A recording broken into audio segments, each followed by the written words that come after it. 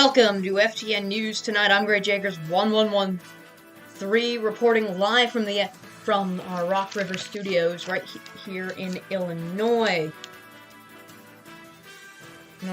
It is great to be with you here tonight. We begin tonight,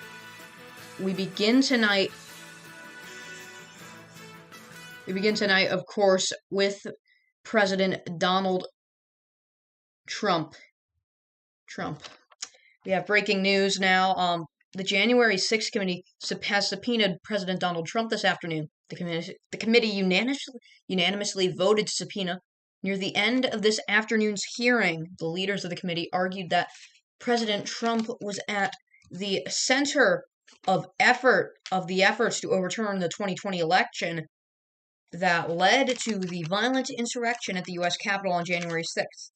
And that Trump's testimony is needed to tell the complete story of the events that happened that day. The president quickly firing back on social media.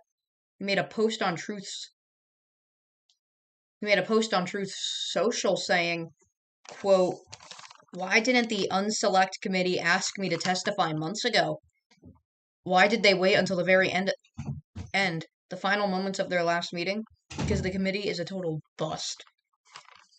That has only served to further divide our country, which, by the way, is doing very badly. A laughingstock all over the world." We have more news about President Trump. Tonight, the Supreme Court rejected an emergency request from the former president to intervene in the ongoing case regarding the classified documents that were seized by the FBI during their search of his Mar-a-Lago estate. Trump asked the court to reverse a federal appeals court ruling and allow a special master to review the around 100 documents that were marked classified that were seized. This move could open the door for his legal team to review the documents and then argue that they should be off limits in a criminal case. But in a brief one-sentence order, the court denied the request in a 9-0 decision.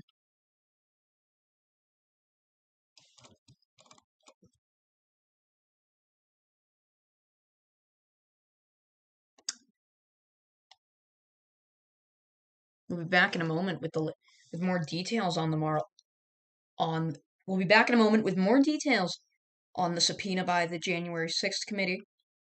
We'll also have the latest from Ukraine and the ruling in the Alex Jones trial later in the broadcast. News Tonight. We'll be right back.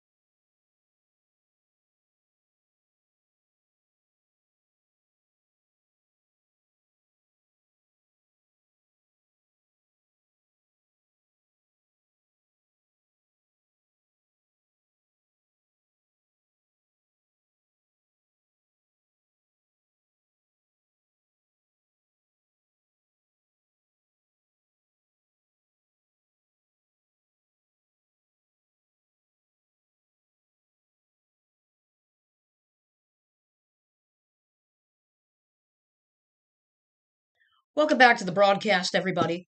As you know, President Donald Trump has been subpoenaed by the January 6th committee. Joining us with more details, we went over this earlier. Now joining us with more details is our very own John of Doom. Let me hold on. This is what happens when your mother works second shift. You good, John?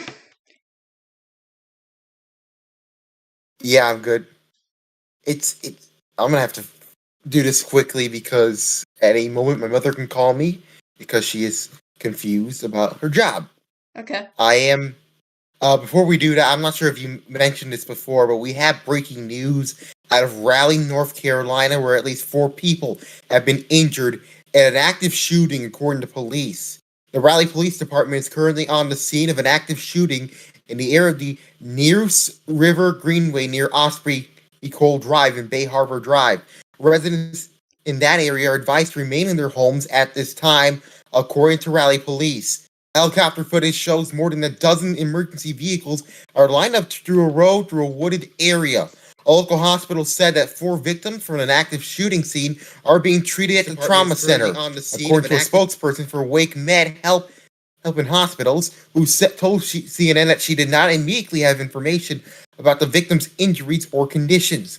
The police have not released any information about the shooter or shooters. Multiple law enforcement agencies are involved in the investigation, including the Bureau and Alcohol Bureau and Explosives. Police also advise residents to stay indoors, seek alternative routes if need be, but that's a developing situation. We're going to get more on that, and we'll have that as soon as that comes into the newsroom. Jake? Thank you for that. So let's get back to the January 6th committee. Right, of course. I'm kind of multitasking here. Right, so the House committee voted to. Sorry, I cannot concentrate when my mother is texting me. Try to stall for a minute. Give me a minute. So yeah, the House committee installed that. So we're gonna give John a moment here. So apologies to the apologies for that, but yeah, we'll be right back in a minute. John will be back in a moment. So let's head to Ukraine. Over the weekend, there was an explosion on the Crimean Bridge, which connects mainland Russia to the occupied territory of Crimea. Kyiv has not publicly admitted Kyiv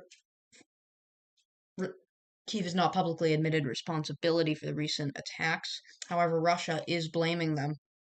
A spokesperson for the Russian Foreign Ministry said that the reaction of the Kyiv regime to the destruction of civilian infrastructure shows Ukraine's government's terrorist nature.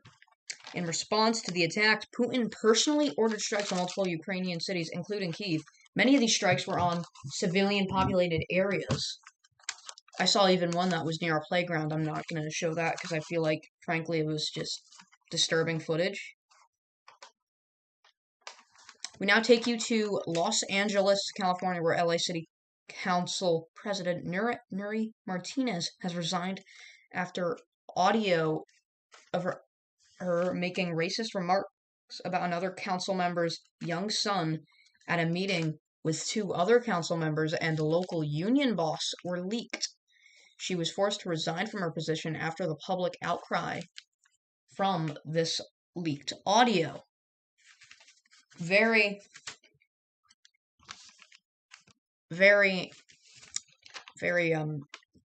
interesting situation.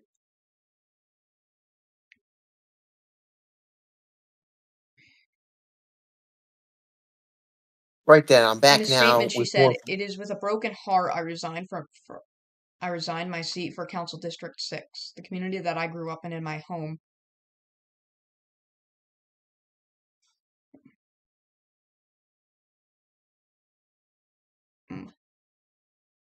Both the mayor and Governor Gavin Newsom have called on the council president to resign. In a statement, the Los Angeles mayor said that Nuri made the right decision, one that I realize is painful to her personally, but unquestionably in the best interest of the city, of a city that I know she loves. Racism and hateful words cannot be ever overlooked by our community or within oneself, and she needs time and space to reflect, make amends, and move forward with her life. Her two former colleagues must arrive at the same decision too, because Angelinos deserve a government squarely on meeting challenges in their neighborhoods that are too serious to risk a paralyzed city council. Newsom said, this is the right move. Again, these comments have no place in our state or even in our politics. We must all model better behavior to live the values that many of us fight every day to protect. We're going to check in on John. Are you ready? Yes, I'm ready now. Thanks for cooperating with me during that time. It's her dinner break now, so she's coming home shortly. Okay, so back to the January 6th committee. Let's have some of the details on that, John. Well, tonight, the bigger story of it all, the thing that many people are going to remember from this hearing, is the House Committee on the January 6th investigation have voted to subpoena former President Donald Trump for hearings. What happened was the motion was made by the Vice Chair Liz Cheney. It was unanimously accepted 9-0 among the hearings today. This could lead to several things here. Basically, he could comply or he couldn't comply, and there's going to be consequences with every one of them. If he complies, the committee would negotiate a time, place, and a method, and don't expect that to be overnight. If he doesn't comply with the subpoena, this is what could happen. He could be voted. He could be held in contempt, which has to pass the entire House of Representatives. And if that happens within these next couple of months until January, Trump could pretty much well be voted in contempt of Congress and go to jail. It's done this before with several uncooperative witnesses. And then a referral could happen after a contempt of Congress. The Justice Department could prosecute it like it did with Steve Bannon, and it will do it with former economic advisor Peter Naruel. And then prosecution, if he's found guilty, he could theoretically face a minimum of 30 days in jail, like Steve Bannon did. But it's not going to happen, according to conservative lawyer and Trump critic George Conway on CNN. He thinks none of this is going to happen, saying, quote, "This is about laying a marker. This is about triggering response from Trump." The investigation also found a bunch of other stuff, too, including never-before-seen testimony and never-before-seen footage from January 6th. It's about the lawmakers being taken to an undisclosed location. We now know the undisclosed location was a military base in D.C., Fort McNair. The footage, it was shot by the speaker's daughter. Where is it? Alexandria Pelosi. She is the daughter of the Speaker of the House and a documentary filmmaker. She provided some of her behind-the-scenes footage to the January 6th committee at the place, hence why this footage was made in the first place. In one dramatic scene, the former minority leader Chuck Schumer shouted the Secretary of Army Ryan McCarthy after hearing a rumor that Trump blocked the D.C. National Guard from rushing to the Capitol, saying, quote, "I'd like to know a good goddamn reason why it's been denied. Please, the whole Capitol is rampaged. There is a picture of someone sitting in the chair of the Senate. We've all been exhausted. There has been shots fired. We need a full National Guard component now." McCarthy then assured Schumer that there was no stand-down order from the National Guard. In another shocking moment, Schumer and Pelosi are seen talking the acting Attorney General Jeffrey Ronstein. In a heated phone call, Schumer told Rochin that federal authorities should, quote, make arrests starting now, but Rochin only after a halting, non-committal response. These are the footage that were just the footage that was just released by CNN. They've obtained this, and this was not shown in the committee meeting, but a bunch of other widely viewed videos were also played of that same moment. One thing of the people who were testifying, one thing was absent. We had the former Secretary of Treasury, Elaine Chao. Not the Treasury, the Transportation, Elaine Chao. We also had a bunch of other people as well, including one who said that Trump knew he lost, and the other one that said that this planning for Trump to declare victory actually took place starting in July of 2020. Notably absent was Jeannie Thomas's testimony. Jeannie Thomas is the wife of Supreme Court Justice Clarence Thomas.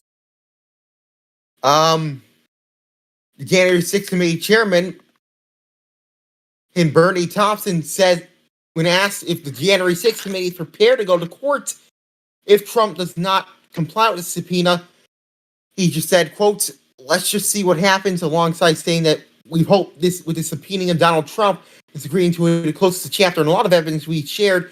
And so if we get his attention, fine. If not, we'll go ahead with the evidence we collected. The committee is also not planning to subpoena Pence. Donald Trump responded on Truth Social, quote, why didn't the Unselect Committee ask me to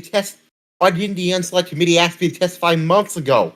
Why didn't they wait until the very end, the final months of their last meeting? Because the committee is a total, in quotes, bust, has only served to further divide our country, which, by the way, is doing very badly, a laughing stock around the world. He also proceeded to further claim some of his falsehoods about the 2020 election. If I can find it, where was it? I'm on Truth Social now. Why didn't crazy Nancy Pelosi call the troops before January 6th, which I recommended she strongly do? It was her responsibility, but she didn't like the look. And the Unselect Committee not only failed to examine the massive voter fraud which took place during the 2020 presidential election, for the reason for what took place on January 6th. Again, there's no voter fraud, we should note, even though we made that true. That's the only response from Trump we have so far, with a bunch of ads for toenail fungus pills. I wish I didn't have to say that on there. But Jake, this is another chapter, and an ever-turning chapter between Trump and his legal troubles, which just took a big turn for the worse, at least for the former president. Thank you for that excellent reporting by our very own John of Doom. We're now going to take another short commercial break, and we'll be back with more headlines.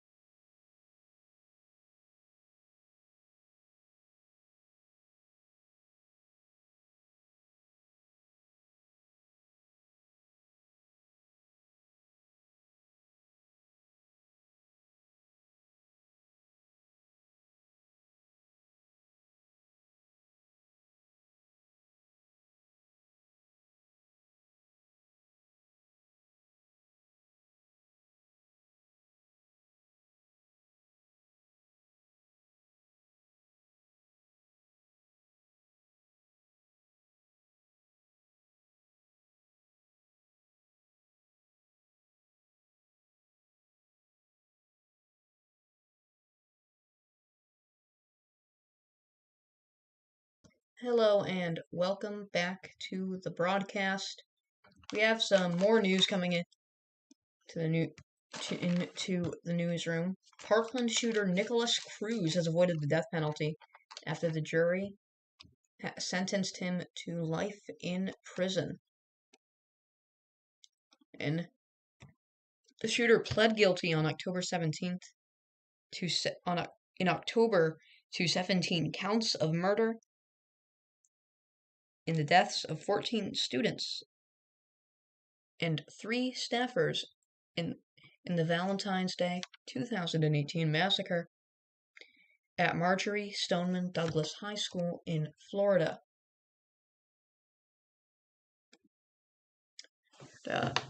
Many parents and victims are outraged. One parent saying that the jury, quote, got it wrong.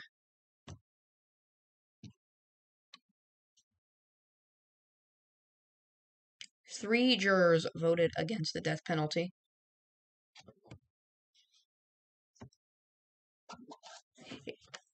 The jury has recommended life. Once again, the jury recommended life in prison without parole.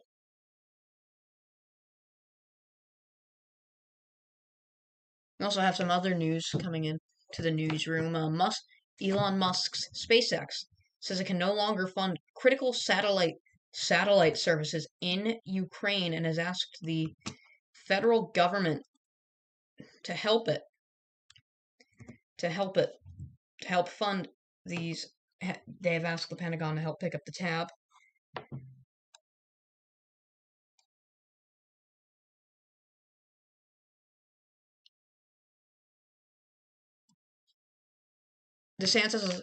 Governor of Florida, Ron DeSantis, has eased voting rules in Florida for this year's midterm elections.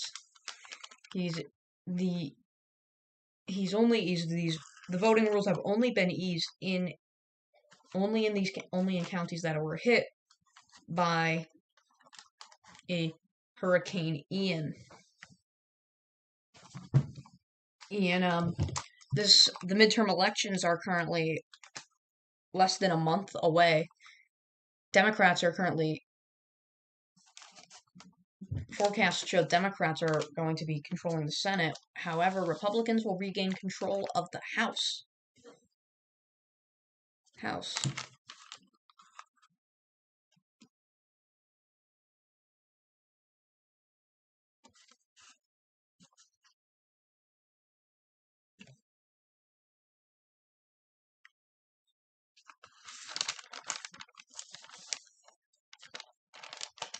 A suspect accused of killing a California family of 4 has pled not guilty.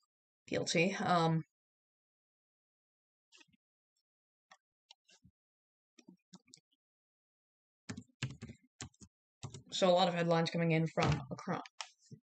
We have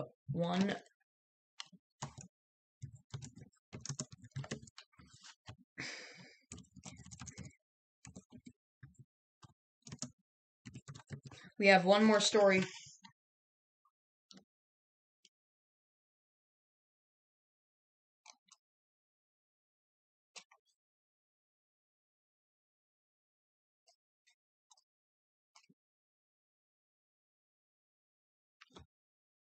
Notorious right-wing conspiracy theorist Alex Jones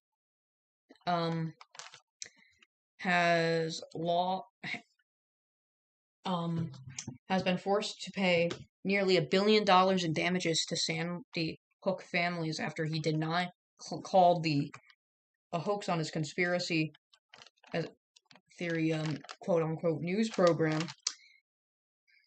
Now he's having to pay up due to the lies.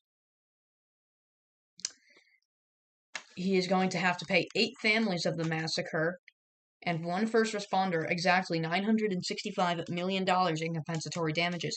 A Connecticut jury declared Wednesday, capping a wrenching weeks-long trial that put on display the serious harm inflicted by the conspiracy theorist's lies.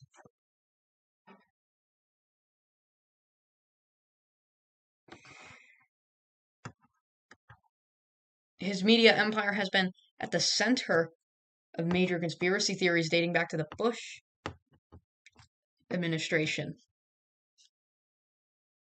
While watching the ruling live on his show, he said, "This must be what hell is like." We're going to show you this clip now. It is his reaction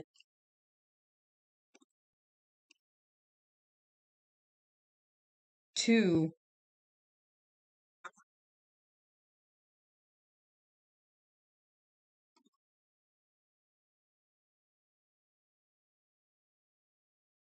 hold on,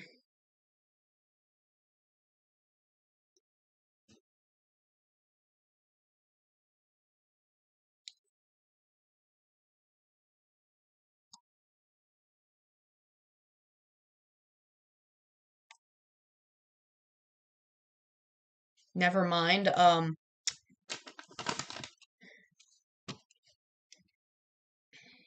Jones, of course, has vowed to appeal. His company, Infowars, has filed for bankruptcy. So he may be able to delay the inevitable for a little longer. Clock is ticking for him. The question is how when will he still have it? He's already been deplatformed from major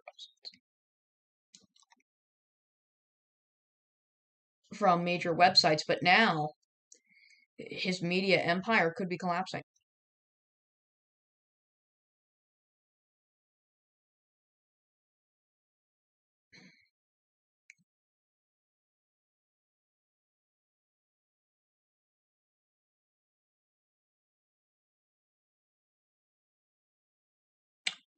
That's the news for tonight from all of us here at FTN News. We wish you a very pleasant evening. Good night.